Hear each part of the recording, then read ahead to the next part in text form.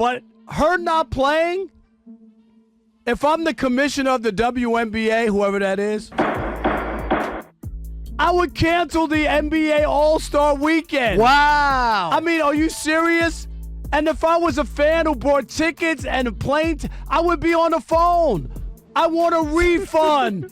The WNBA All-Star Game was supposed to be the greatest event of women's basketball this year, where superstars would be racking in record ticket sales and TV ratings. But when it was announced that Caitlin Clark wouldn't be participating, the ticket prices and ratings fell so hard, it felt like the Great Depression all over again. This was worse. This is worse than the NBA All-Star Games, bro. Let's keep it real. Hold on. Nah. We're not doing that. We got to keep it real. This was worse than a lot of NBA All-Star Games. After Caitlin Clark announced that she would be sitting out of the All-Star Game due to her groin injury, it turned into a nightmare scenario for the WNBA.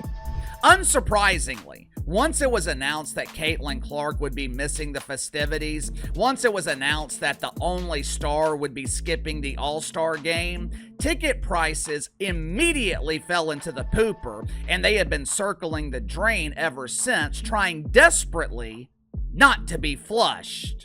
The fans who were super stoked to watch their favorite superstar perform live in Indiana were suddenly canceling their tickets and calling for a total boycott of the All-Star Game, and it was all because the greatest rookie of the WNBA was forced to sit out for the All-Star Game. These are people saying, I'm done. I don't want to watch. Caitlin Clark's not. I bought tickets solely to watch Caitlin Clark in the All-Star Game. I made accommodations solely to get to Indiana to watch Caitlin Clark in the All-Star Game. She is injured. I have no interest in that anymore. People are selling their tickets so much so they just want off of them. That's right. These fans clearly said that they'd rather watch grass grow than watch an All-Star Game without Caitlin. Because let's be honest, the majority of eyeballs tuning into the WNBA are because of the Caitlin Clark effect. Because of her amazing three-pointers and insane buzzer beaters. Without this amazing generational talent, the All-Star Game is a snooze fest on steroids. Social media, I did go to the WNBA All-Star Game, and unfortunately I am with the majority here who thought that it wasn't the greatest game. Like, there wasn't that much effort that was shown on the court, and there was one point during the game that I was like, is this NBA All-Star in July? Because the girls were putting out about the same amount of effort that NBA players do in the NBA All-Star Game, and it has been something that Adam Silver has been. Following last year's highly intense WNBA All-Star vs. Team USA contest, this event was a tremendous letdown. In fact, it was a letdown compared to every WNBA game out there because the players had no incentive to play their best game, and it felt like watching a weather forecast instead of a sports game. Came out in the live stream, snooze fest. There were so many jokes from people who really weren't joking, but they were like, I'm so bored, this is ridiculous. We touched base with someone who was there at the game. She was bored, ended up leaving early. I was very disappointed. This all-star event had the WNBA excited like a little kid on Christmas, and they were expecting something spectacular. Like Clark versus Reese in Indianapolis, arenas are packed with screaming fans. Record viewership numbers that would make ESPN executives actually pay attention to women's sports and make the game go mainstream. But the reality?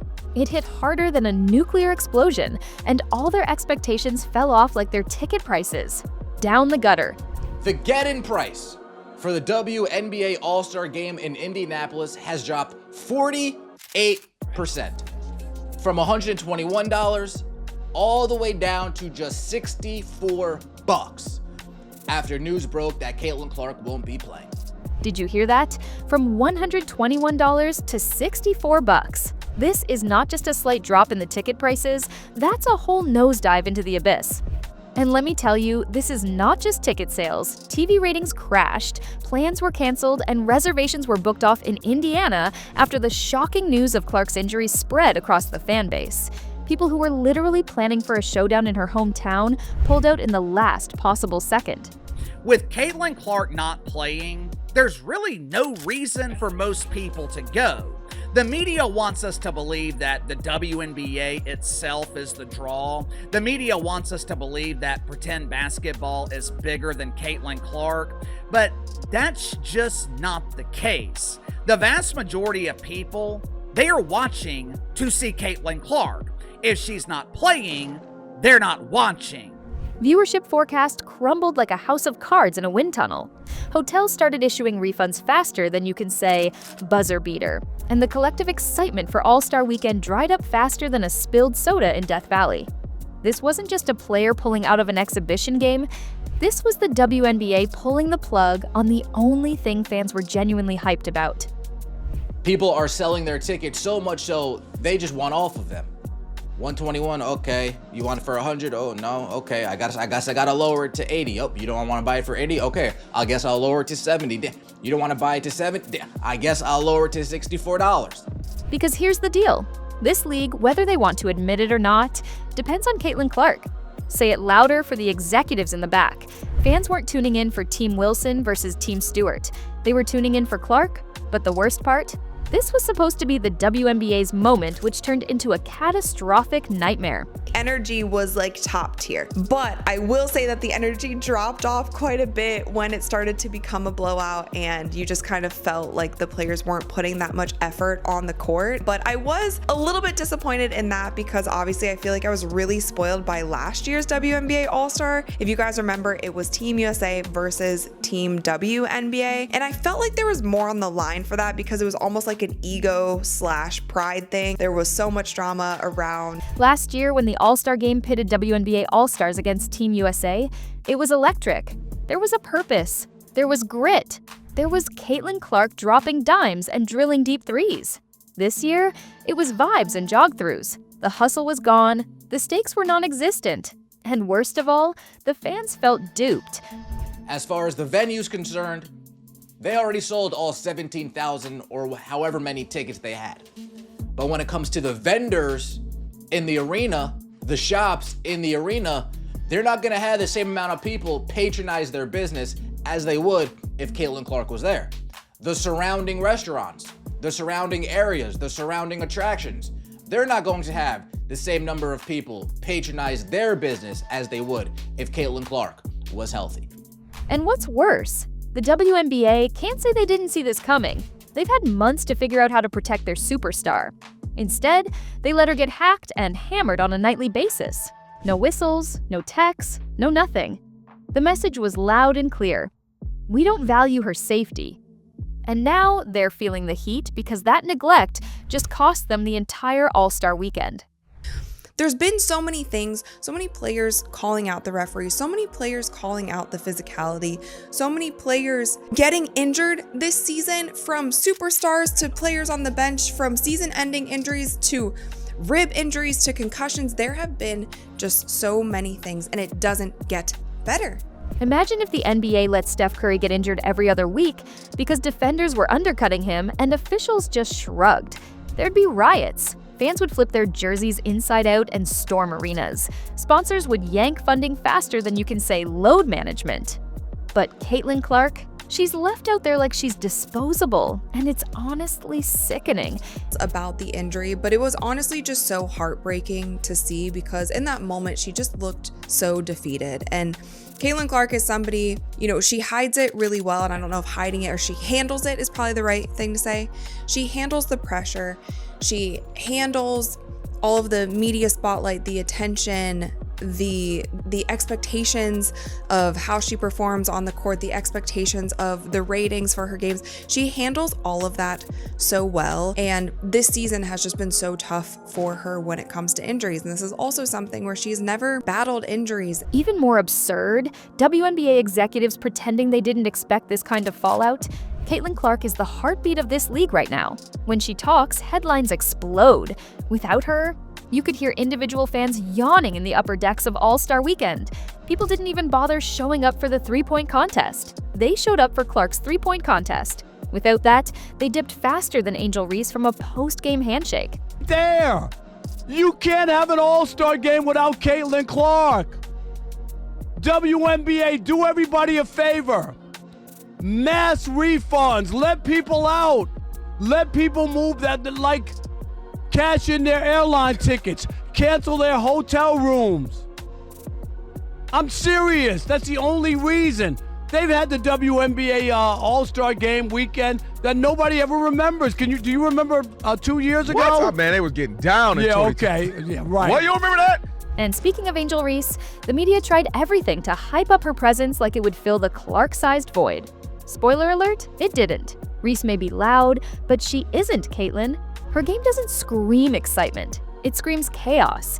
And while her personality might spark headlines, it doesn't spark ticket sales. That's Caitlyn's lane. Always has been. But that doesn't stop Angel from throwing shade using a cheesy advertising campaign during her visit to Indiana. But nonetheless, it was this ad that Angel put out, our game.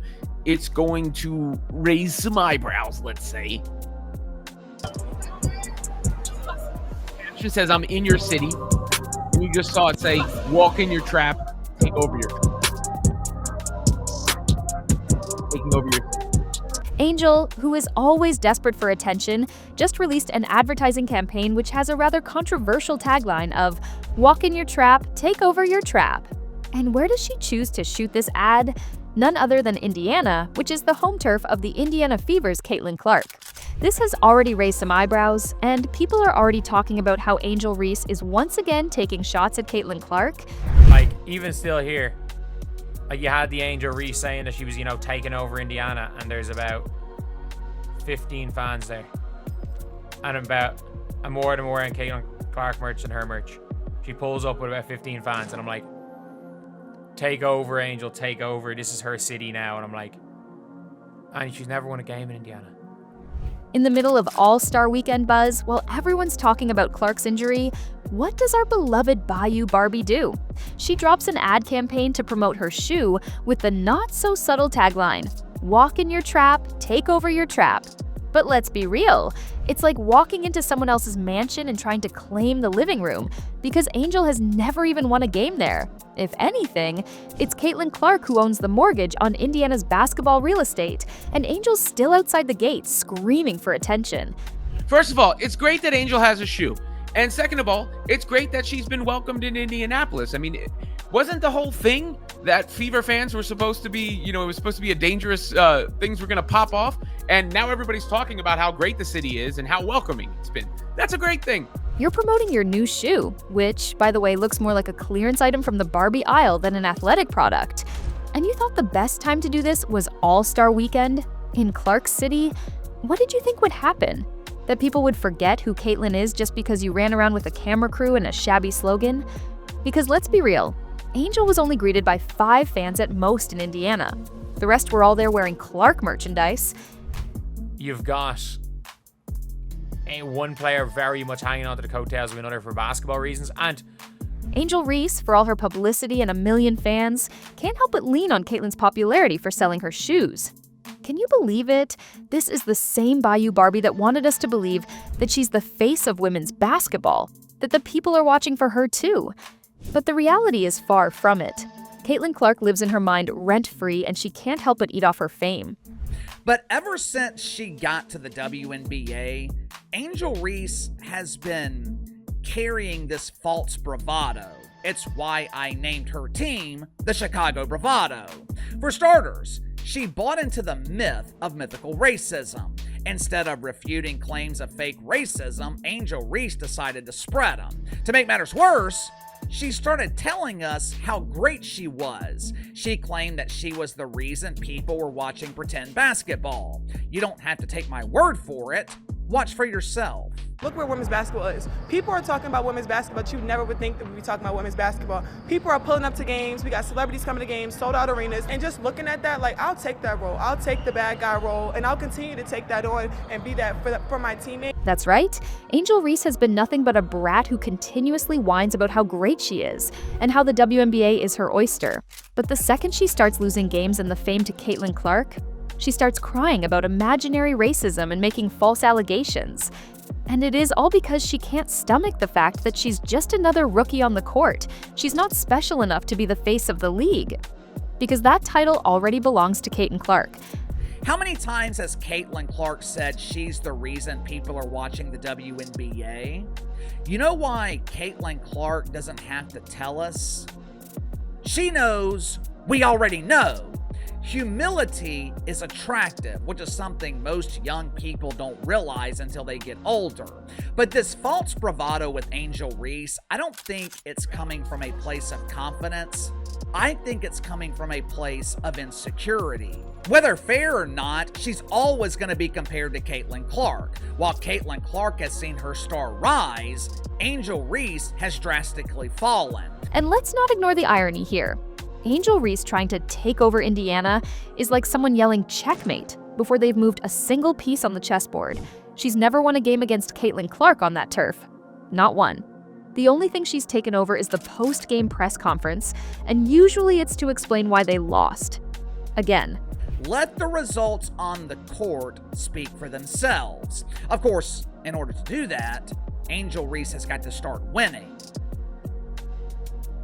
But give me your thoughts on this. Angel Reese makes history and the media celebrates. She's had a good stretch of games, but it's not translating to winning. Why? Angel's been chasing headlines like a cat with a laser pointer, but she keeps forgetting the spotlight isn't hers just because she shouts the loudest. Meanwhile, Caitlin Clark doesn't even need to speak. Her absence says more than Angel's entire ad budget. Okay, they have the highest audience they've seen in 24 seasons in the WNBA games. Televised games with Caitlin Clark's Indiana Fever averaged 1.18 million viewers compared to 394,000 for all other games. There were a record 22 games that averaged over 1 million viewers, 19 of which involved Caitlin. So, I mean, you'd think they'd be saying thank you. They're not saying thank you, Blaine. Because here's the truth. Caitlin Clark doesn't need the WNBA. She could retire tomorrow and still be a legend. She could pivot to broadcasting or endorsements or international play. The WNBA, on the other hand, needs Caitlin Clark like a plant needs sunlight. Without her, they're back in the shadows, back to sparse crowds, modest ratings, and being a trivia footnote instead of a cultural moment.